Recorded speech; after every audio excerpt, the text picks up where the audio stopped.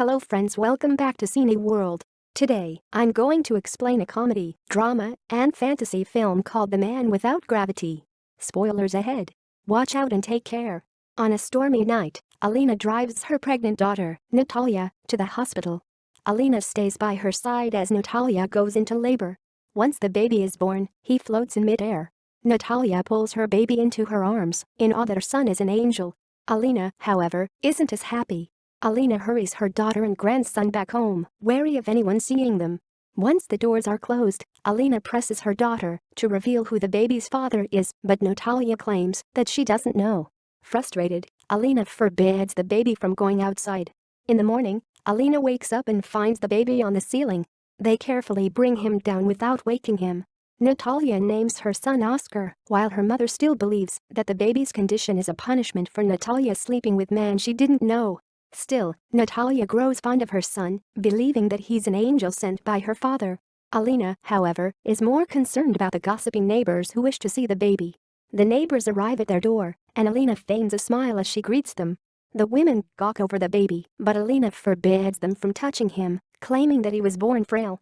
Finally, the women leave, and Natalia is glad that strapping her father's belt on the baby worked. Soon, the mother and daughter make changes around the house to accommodate the flying child. When the neighbors wonder why they don't take the baby outside, Alina claims that he is allergic to the sun. Years go by, and Oscar has grown into a young child.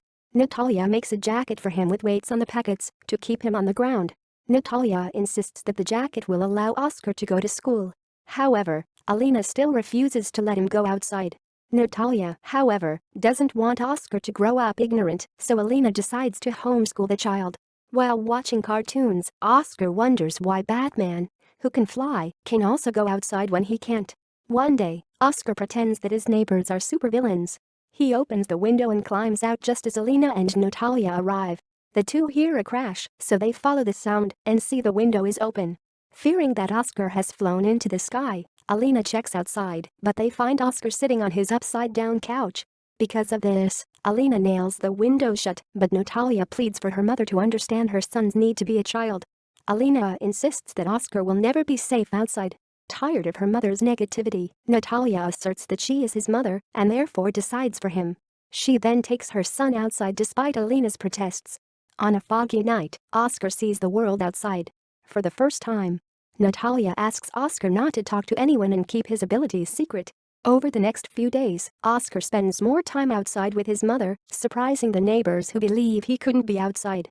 While waiting for his mother at the store, Oscar accidentally bumps into a little girl.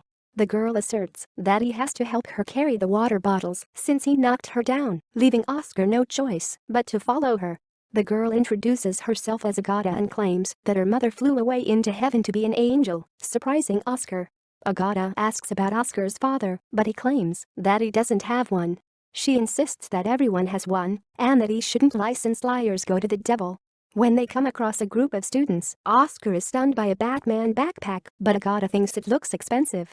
Then, Agata looks at a television from a store and mentions how she wants to be as beautiful as the singer on the show. Tired of walking while carrying water bottles, Oscar drops 2 weights from his pocket. When Agata takes the water from him, Oscar floats to the roof. Agata is in awe, thinking that he's Superman. To help him get down, Agata gives him her heavy pink bag and promises that she will never tell anyone about Oscar's powers. That evening, Natalia paces worriedly around the house. Finally, Oscar arrives home, carrying Agata's bag. Natalia scolds her son, but he talks about Agata, his new friend. Suddenly, Alina arrives, having found the weights Oscar discarded on the streets. Natalia assures her mother that Oscar just got lost for a while, and lies that Natalia got him the pink bag since he liked it. Over the next few days, Agata and Oscar become friends and even play together in his house. On Halloween, Agata and her grandmother, Rose, pick up Oscar for trick-or-treating. When the 2 children run off, Rose commends Natalia for having a sweet child. She then mentions that Agata claims that Oscar can fly like Superman. Rose thinks that Agata just imagines this, but hearing this scares Natalia. The next day, Agata comes to visit Oscar, but Natalia refuses to let her in. She keeps Agata away from Oscar and scolds her son for telling the girl his secret. Oscar insists that they'll go to hell for lying, and Natalia slaps him for it. Oscar waves to Agata from the window before she walks away, heartbroken. One day, Rose brings Agata to their home, asking why the girl won't stop crying after visiting Oscar. Natalia lies that Oscar is busy, so the two leave. Rose assures Agata that Oscar isn't mad at her and is just busy studying. Agata, however, reveals that Oscar doesn't go to school. When Alina arrives, she finds officers at their home. The officers question them why Oscar doesn't attend school. Alina insists that Oscar is too ill, but the officer insists they need a medical certificate to excuse him from attending. Natalia excuses that she's been too busy to take the boy to the hospital, while Alina is too old and weak to do it herself. She promises that they'll take care of things soon, and the officer stresses that Oscar should be attending school when they visit again. Left with no choice, Natalia takes Oscar to school the following day. However, she hesitates and brings him back to the car. Alina promises Oscar that he'll go to school next year, but the boy knows they'll never let him attend school. After a few days, an officer knocks on their door, but no one answers. Years later, Natalia answers the door and lets in Oscar, who's now a grown man. Alina has passed away long before. The mother and son now live alone in a cottage in the mountains, but Oscar still uses Agata's bag to keep him on the ground. One day, Oscar visits a pub where his mother works. The bartender, Martina, serves him a drink. Oscar's friend, Andrea, teases him about having a crush on Martina, which he profusely denies. Natalia gets ready to leave, but Andrea continues to tease Oscar and Martina. Natalia suggests that the two go to a nearby fair, but Oscar insists on walking his mother home. At home, Natalia tries to convince Oscar to go to the fair, but he isn't as enthusiastic. Oscar comments that he'd have fun if he didn't need the pink bag. The next day, Oscar teaches Andrea how to read. Andrea gives up on reading, but Oscar encourages him to read interesting books. The man urges Oscar to drink with him, but complains about the pink bag. Still, they go to the pub and watch a sports game. The TV loses signal just before the game ends, so Andrea tells Oscar to fetch the ladder to repair the antenna. Oscar suggests flying there, making Natalia nervous. But he turns to Andrea and laughs, making them think that he's joking. Later that night, Oscar teases his mother about their friends finding out about him. Natalia discourages him from thinking of such things, stressing that the world won't be as optimistic about him. At home, Oscar watches a show called Extraordinary Men, encouraging people who have unique talents to join the contest. Inspired to join, Oscar jots down the show's phone number. In the dead of night, Oscar writes a note for his mother and leaves. On an episode for Extraordinary Men, Oscar is called onto the stage as the next contestant. Back in the cottage, Andrea calls Natalia to inform her that Oscar is on TV. In his hotel room, Oscar prepares his bag as the episode where he flew on the show plays on his television. The phone rings, and a man invites him to have breakfast, informing him that he has already paid for Oscar's room for another night. At the lobby, Oscar meets David. The two men walk together as David discusses Oscar's future. David warns Oscar that the world is full of criminals, and he offers to look after the young man for 10% of his talent fee. Confused yet curious by the possibilities, Oscar nods. David suggests giving Oscar a staged name, and they agree on the man without gravity. Back at the hotel, Oscar wonders if someone will write a book about him someday. David promises him that everything is possible. Then, David presents Oscar with a contract. Oscar hesitates, so David motions to leave. This makes Oscar panic, so he agrees to sign the contract without thoroughly reading it. The next day, David takes Oscar to a sophisticated modern house and reveals that it will be Oscar's new home. Oscar wonders if his mother could live with him, but David discourages this since many girls will want his attention. Oscar becomes a celebrity with sold-out shows and product endorsement deals. Oscar calls Natalia to discuss his success, but his mother doesn't share his enthusiasm, much to his disappointment. One evening, while in a club with beautiful women, Natalia calls his phone, but he ignores her. Oscar does more photo shoots, where he poses as he's flying. A man walks in with a pink pony in tow during the photo shoot, making Oscar uncomfortable. That evening, Oscar prepares a speech that he wants to say on stage. However, David crumples the speech he wrote, reminding him that the show will be televised worldwide. On stage, Oscar walks on a plank and drops. A loud thud alarms the audience, but he eventually floats back into the spotlight. Oscar ruminates about his situation at home, realizing that he's unhappy despite his fame. He calls Natalia, but hangs up the phone when she picks up. On TV, Natalia watches a documentary that features her hometown, where they've built a museum in Oscar's name. The museum is full of items they claim belonged to Oscar during his childhood. Oscar views the same documentary that calls his mother possessive. David enters, presenting a copy of Time magazine, where Oscar is on the cover. However, Oscar is more concerned about the documentary slandering his mother. David argues that it's all for show. The young man is finally tired of his fame, bored of performing the same tricks on stage, so David encourages him to leave show business, but only after making more money. Oscar reminds him that he wants someone to write a book about him, and David already has a plan in mind. The following evening, David introduces Oscar to Lucas and Piero. Lucas pitches printing 1 million books about Oscar within 3 months. Hearing this, Oscar pulls out his notes and talks about how he wants the book to be made. Lucas hands the notes to Piero, who will be writing the book under Oscar's name. Oscar is confused, so Piero states how they intended to write the book, portraying Oscar as a child hero who struggled in poverty. Lucas stresses that it will be better for the book to have these changes in his life, but Oscar refuses to lie about his life. To change the topic, Lucas presents Oscar with the draft for the book cover, showing Oscar with the pink bag.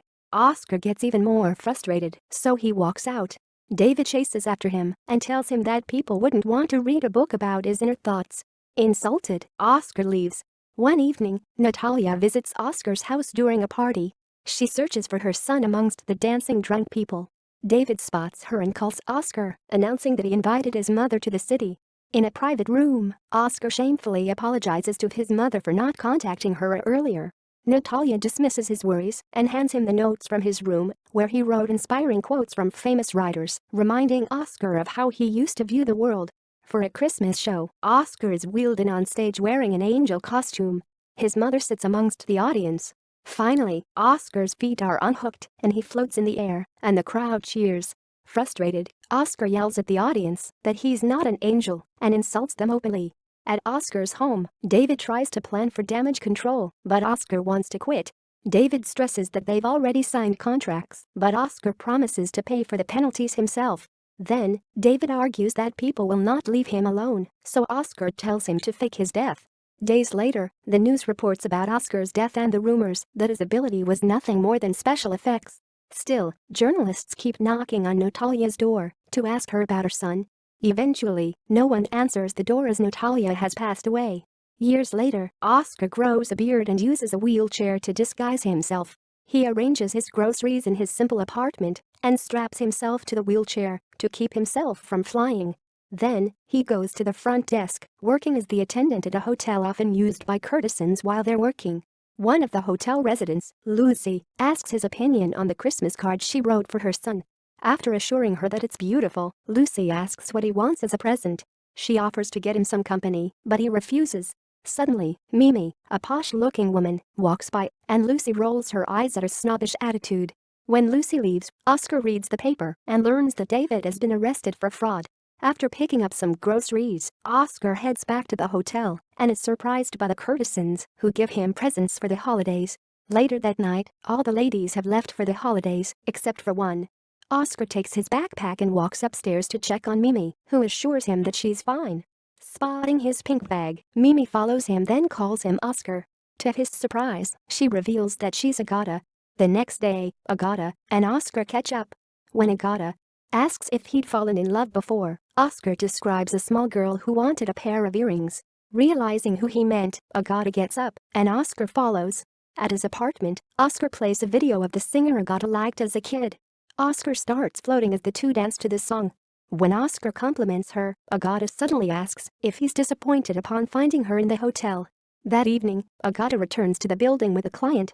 While Oscar is cleaning up, Agata calls the front desk and asks him to come to her room. There, Agata is saddened by her state, but Oscar assures her that she's beautiful. The next day, Oscar and Agata spend the day running around, watching a movie, and dancing in his apartment. The two find comfort in each other's company, clinging to the simpler, happier days they spent as kids. One day, Oscar heads to the bank to transfer money to save David. Later, Agata gives Oscar a new backpack, while he gives her an agate ring, the gem she was named after. Later, the two spend the night in bed. The next night, Oscar greets Agata with a rose, but she casually ignores it since she's with a client. In her room, her client laughs at Oscar's attempt to woo her.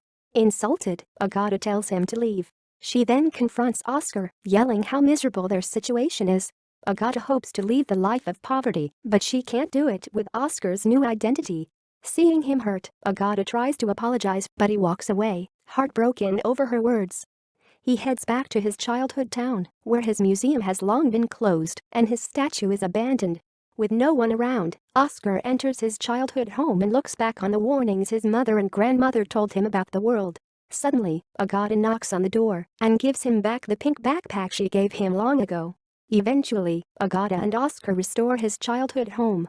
Agata is now pregnant with Oscar's child, while Oscar works as a window cleaner using his powers while in a Batman costume. A room full of elderlies watch him in amazement and laugh when one old man asks Batman to take him away. Though it's not the superhero life he dreamed of, Oscar is happy to be Batman for a few people. Thanks for watching. Please subscribe for more videos.